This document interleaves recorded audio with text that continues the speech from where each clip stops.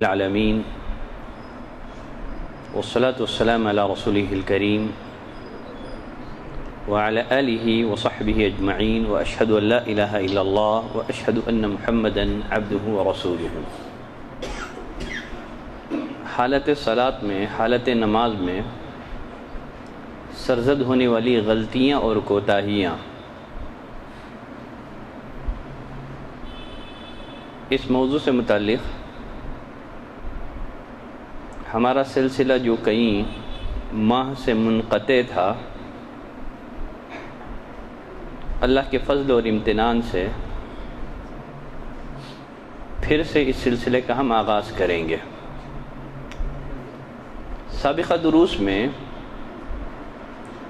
ان غلطیوں کا تذکرہ کیا گیا جن کا تعلق تکبیر تحریمہ سے تھا، اور ساتھ ہی صلاۃ کی حالت میں، نماز کی حالت میں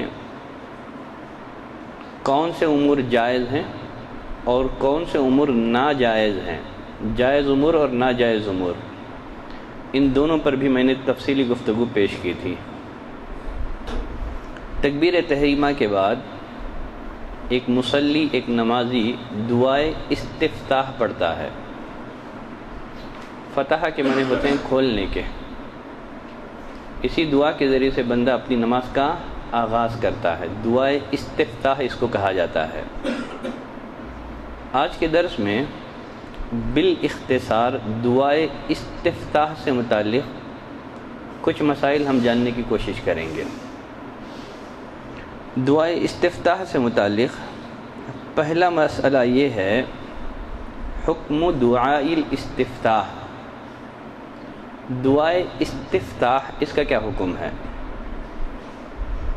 تکبیر تحریمہ کے بعد پہلی رکعت میں جو دعا ہم پڑھتے ہیں، نبی کریم صلی اللہ علیہ وسلم سے مختلف صیغے اس بارے میں ثابت ہیں، آگے اس پر گفتگو آ رہی ہے۔ دعائے استفتاح امام اور مقتدی دونوں کے حق میں واجب نہیں ہے بلکہ مستحب ہے۔ اسی طرح آدمی چاہے اکیلا صلاۃ پڑھے، چاہے با جماعت صلاۃ پڑھے، نماز پڑھے، ہر صورت میں دعائے استفتاح تمام علماء کے نزدیک یہ مستحب ہے، واجب نہیں ہے۔ علامہ ابن باز رحمۃ اللہ علیہ اپنے ایک فتوے میں فرماتے ہیں، الاستفتاح سنت مستحب، دعائے استفتاح یہ سنت ہے، مستحب ہے، پڑھنا بہتر ہے۔ ولو صلی ولم یستفتح، اگر کوئی نماز پڑھے اور دعائے استفتاح نہ پڑھے، صلاتہ صحیحۃ، اس کی نماز درست ہے۔ عند جمیع العلماء الاستفتاح سنت مستحبۃ، تمام علماء کے نزدیک دعائے استفتاح یہ سنت ہے اور مستحب ہے۔ استفتاح یہ ہے کہ بندہ، ایک مسلمان تکبیر تحریمہ کے بعد یہ دعا پڑھیں، سبحانک اللہم وبحمدک، یا اس کے علاوہ بھی نبی کریم صلی اللہ علیہ وسلم سے جو ثابت ہیں ان میں سے کوئی ایک دعا پڑھیں۔ والحاصل انه اذا افتتح بشيء مما صح عن النبي صلی اللہ علیہ وسلم قبل القراءة فهو مستحب وسنة۔ خلاصہ یہ ہے، قراءت سے قبل نبی کریم صلی اللہ علیہ وسلم سے جو ادعیہ ثابت ہیں ان میں سے کوئی ایک دعا پڑھتا ہے تو یہ مستحب ہے، سنت ہے۔ اگر ترک کر دیں فلا حرج علیہ، اس میں کوئی حرج نہیں ہے، کوئی گناہ نہیں ہے۔ فصلاته صحیحۃ، اس کی نماز صحیح اور درست ہے۔ اب یہاں ایک مسئلہ یہ رہ جاتا ہے، جنازے کی نماز میں دعائے استفتاح کا کیا حکم ہے؟ جنازے کی نماز میں دعائے استفتاح کا کیا حکم ہے؟ اس کا جواب یہ ہے کہ جنازے کی صلاۃ میں نبی کریم صلی اللہ علیہ وسلم سے، صحابہ سے دعائے استفتاح ثابت نہیں ہے۔ تکبیر تحریمہ کے بعد ڈائریکٹ قراءت کی جائے گی، دعائے استفتاح جنازے کی صلاۃ میں نہیں ہے، اس لیے کہ دین میں اصل یہ ہے کہ توقف اختیار کرے۔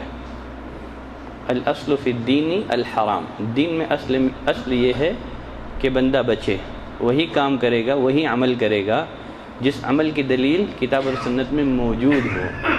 چونکہ جنازے کی نماز میں دعائے استفتاح نبی کریم صلی اللہ علیہ وسلم اور صحابہ سے ثابت نہیں ہے، اس بنا پر جنازے کی نماز میں دعائے استفتاح پڑھنا یہ صحیح نہیں ہے، اور بعض اہل علم نے اس کو بدعت بھی قرار دیا ہے۔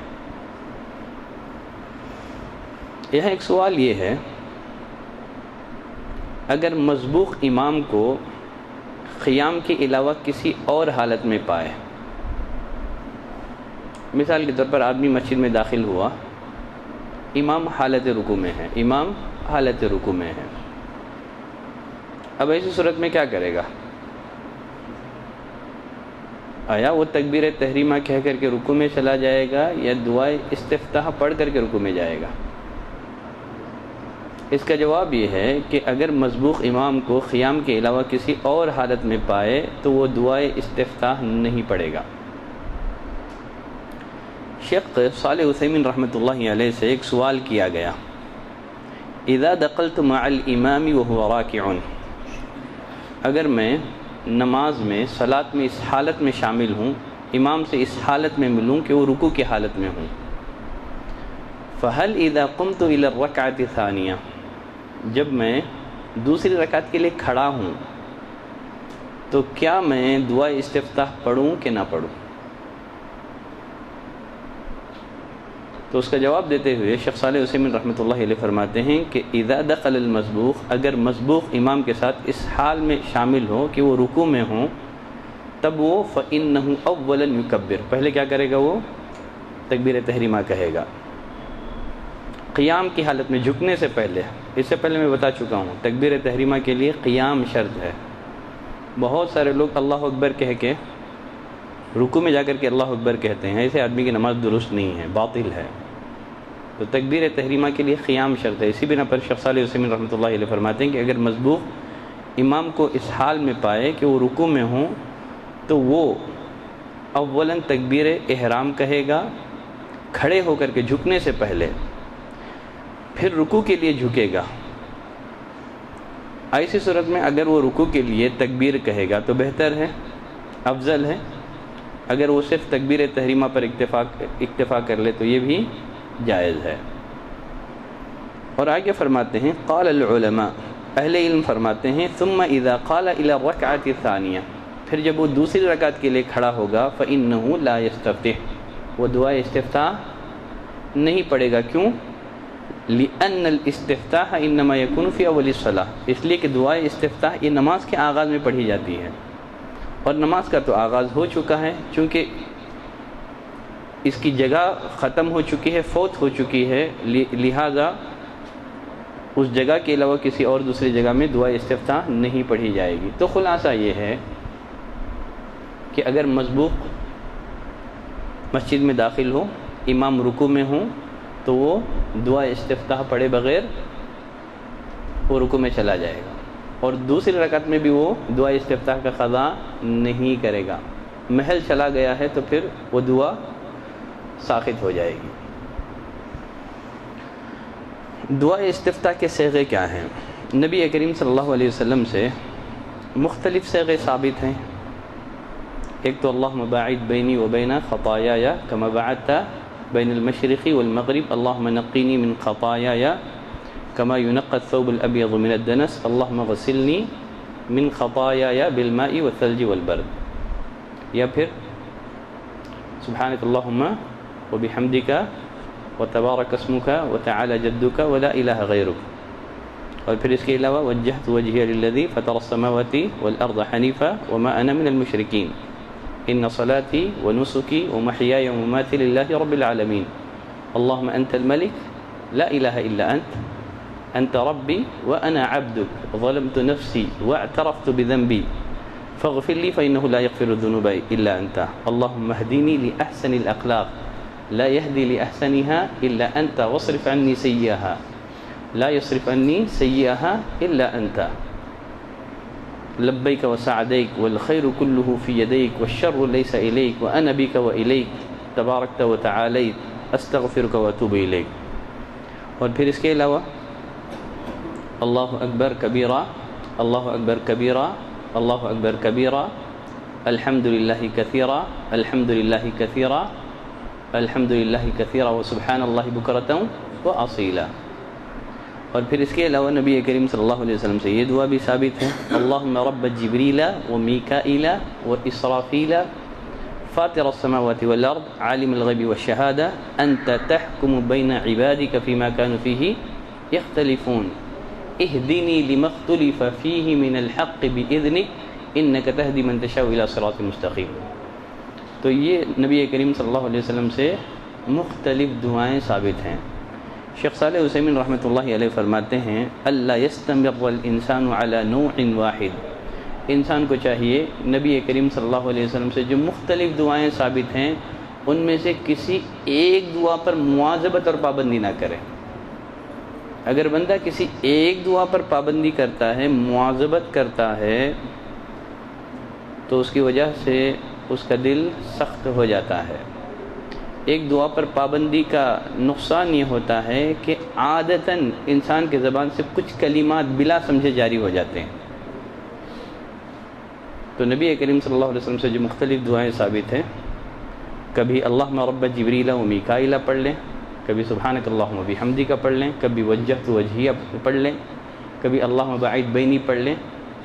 اگر بندہ مختلف دعاؤں کا اہتمام کرتا ہے، الگ الگ دعائیں بدل کے پڑھتا ہے، تو اس کی نماز میں خشوع پیدا ہوگا، خضوع پیدا ہوگا۔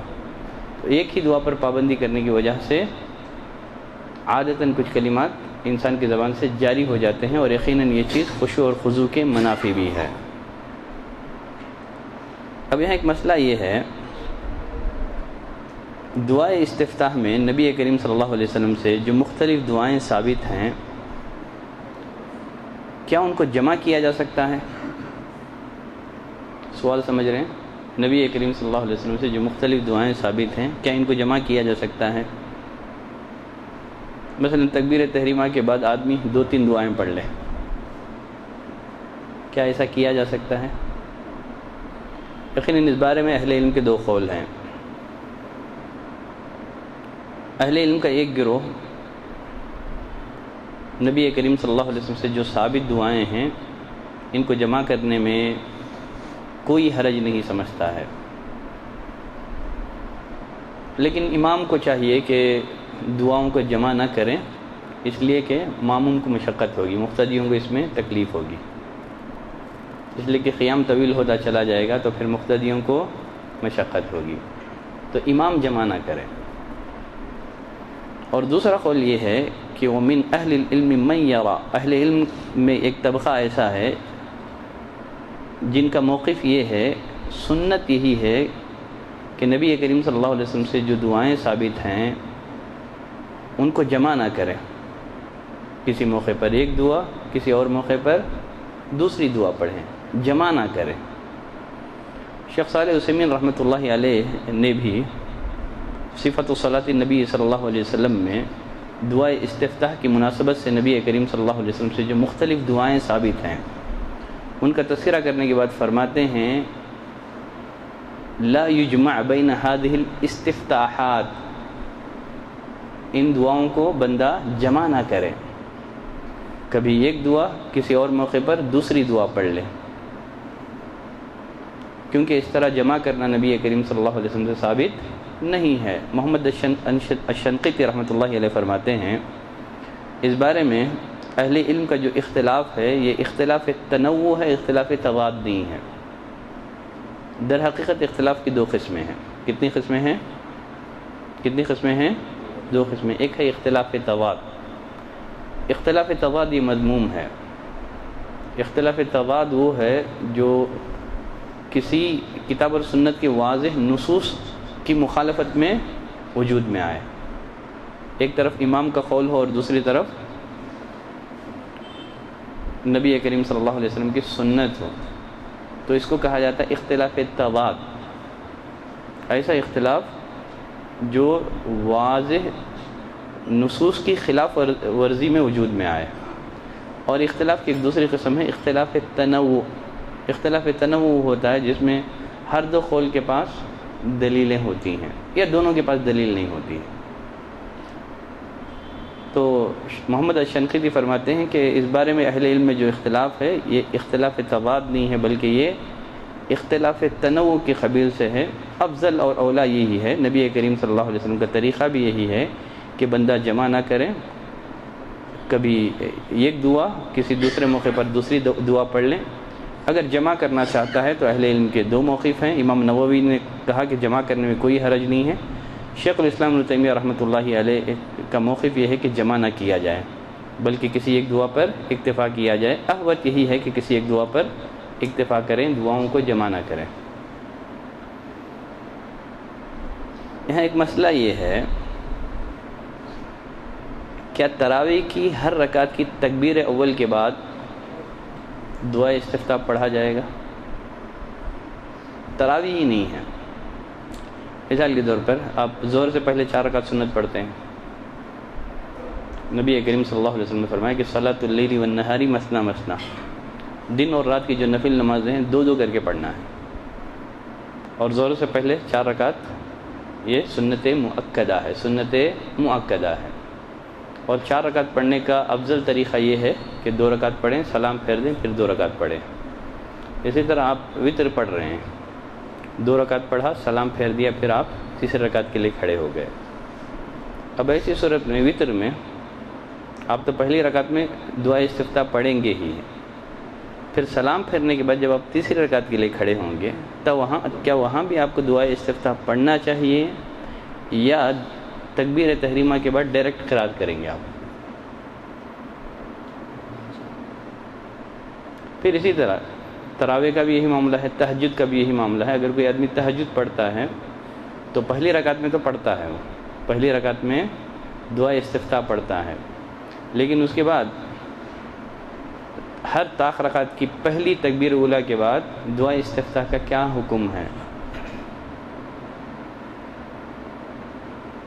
تو اس بارے میں سعودیہ کی فتویٰ کمیٹی، ان سے جب اس بارے میں استفتاء طلب کیا گیا، فتویٰ طلب کیا گیا، تو انہوں نے جواب دیا یستحب الاستفتاح فی کل تسلیمۃ من صلاۃ التراویح، نماز تراویح کے اندر ہر سلام کے بعد دعائے استفتاح پڑھنا مستحب ہے۔ لأن کل تسلیمۃ صلاۃ مستقلہ، کیونکہ سلام کے بعد پڑھی جانے والی نماز اپنی جگہ ایک مستقل نماز کا حکم رکھتی ہے۔ اور آگے وہ فرماتے ہیں فرض اور نفل نمازوں کے لیے الگ الگ دعائے استفتاح نہیں ہے، ثابت نہیں ہے۔ جو دعائے استفتاح نبی کریم صلی اللہ علیہ وسلم سے فرض نماز کے لیے ثابت ہے، وہی دعائے استفتاح نفل نماز کے لیے بھی ہے۔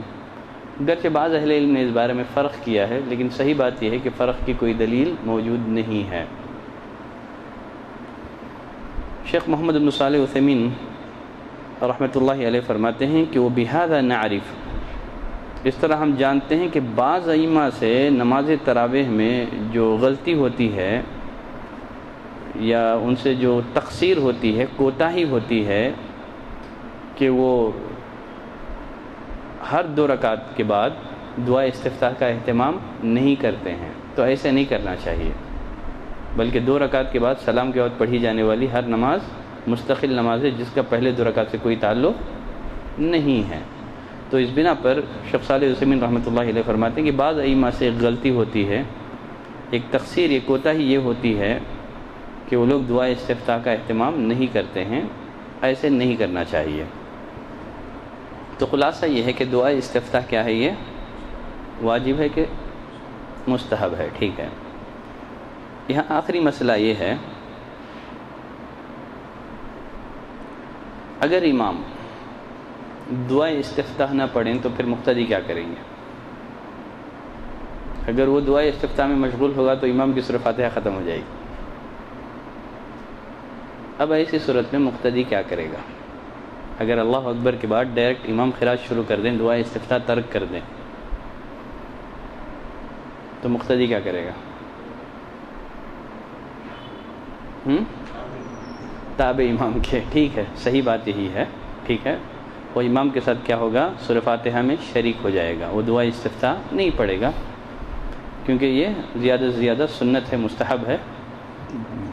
کسی بھی اہل علم کے نزدیک دعائے استفتاح یہ واجب نہیں ہے۔ تو یہ کچھ مسائل رہ گئے تھے دعائے استفتاح سے متعلق۔ اب اس کے بعد پھر اعوذ باللہ سے متعلق، اور پھر بسم اللہ، پھر اس کے بعد سورہ فاتحہ۔ تو ایسے ہی ہم اپنے سلسلے کو آگے بڑھائیں گے۔ آج چونکہ پہلا درس ہے تو اس لیے بالاختصار کچھ باتیں میں نے آپ کی خدمت میں رکھ دی ہیں۔ اگر اسی موضوع سے ریلیٹڈ کسی بھائی کے پاس سوال ہے دعائے استفتاح سے متعلق تو اپنا سوال پیش کر سکتا ہے۔